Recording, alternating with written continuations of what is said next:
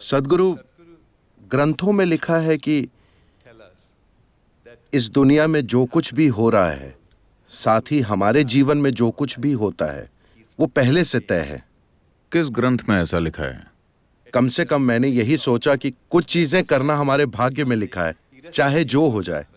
अगर ये सच है तो हमारा किसी न किसी दिन मरना भी तय है, तो दुनिया में हमारे जैसे लोगों का क्या काम है?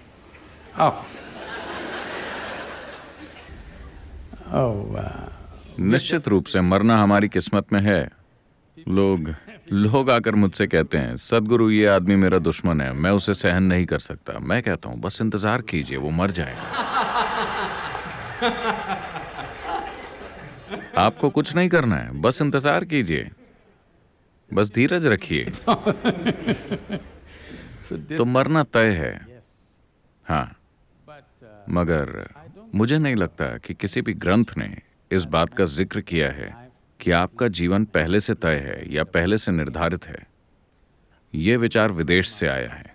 आपको समझना होगा कि इस संस्कृति की मूलभूत प्रकृति क्या है, इसकी जड़ें कहाँ हैं। यह एक बिना भगवान की संस्कृति है। आपको ये समझना होगा, इस देश में कभी भगवान की कोई धारणा नहीं रही है। वो धारणा विदेश से आई है। मैं इसे ठीक से समझाता हूं, क्योंकि इससे बहुत से लोग नाराज हो जाते हैं। हमारे पास कई देवी देवता हैं, कई सारे। हम 33 करोड़ जैसी किसी संख्या की बात करते हैं। ये सारे देवी देवता कैसे आए? एक ही ईश्वर में विश्वास करने वाले मानते हैं कि कोई एक भगवान है जो ऊपर बैठकर आपके लिए चीजें करता है, यानी कि कोई ऐसा शख्स है जो सारे फैसले करता है। इस संस्कृति में ऐसा नहीं है। यहाँ कोई भगवान नहीं है, लेकिन बहुत सारे देवी देवता हैं। ये देवी देवता कौन हैं? अगर आप पीछे मुड़कर देखें तो आपके पास जितने देवी देवता हैं, उनके लिए जिस शब्द का इस्तेमाल किया जाता था, आप देवी हैं, वो है यंत्र। उन्हें हमेशा यंत्र कहा गया। यंत्र शब्द का अर्थ है मशीन या उपकरण या औजार। जब मैं हमारे योगिक मंदिरों को उपकरण कहता हूं तो लोग आहत हो जाते हैं। सद्गुरु ऐसा मत कहिए, ये हमें अपने जीवन से भी प्यारा है। मैंने कहा, अगर आप इससे आहत होते हैं तो आप आश्रम आइए। मैं आपको आश्रम में प्लम्बिंग का काम दूंगा, बिना किसी उपकरण के। आप अपने नाखूनों और दांतों से 3 दिन तक आश्रम में प्लम्बिंग कीजिए।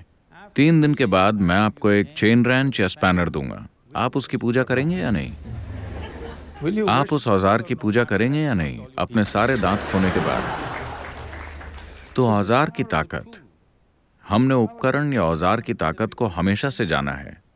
हम इंसानों के रूप में इस धरती पर जो कुछ हैं, वो उन औजारों की वजह से हैं जो हमने बनाए हैं।